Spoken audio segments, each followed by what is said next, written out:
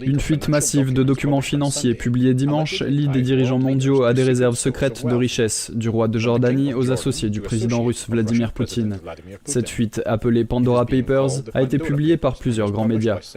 Le déversement de près de 12 millions d'enregistrements intervient 5 ans après la fuite connue sous le nom de Panama Papers, qui a révélé comment de l'argent était caché par les riches de manière à échapper au fisc. Le consortium international des journalistes d'investigation a déclaré que cette nouvelle masse de dossiers était liée à des dizaines de dirigeants nationaux, anciens et actuels, et qu'elle représentait la plus grande fuite de données offshore de l'histoire. Toutefois, le groupe n'a pas précisé comment les fichiers ont été obtenus, et Reuters n'a pas pu vérifier de manière indépendante les allégations ou les documents. Parmi les allégations, le roi Abdallah de Jordanie, un proche allié des États-Unis, aurait utilisé des comptes offshore pour dépenser plus de 80 millions d'euros dans des résidences de luxe aux États-Unis et au Royaume-Uni. Les avocats représentant Abdallah ont déclaré au consortium qu'ils n'avaient pas utilisé de quelque manière que ce soit le produit d'une aide ou d'une assistance destinée à un usage public.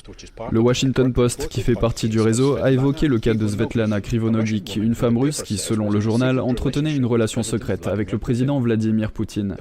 Selon le Post, quelques semaines seulement après avoir donné naissance à une petite fille en 2003, elle est devenue propriétaire d'un appartement à Monaco par le biais d'une société offshore. Le Kremlin n'a pas répondu aux demandes de commentaires.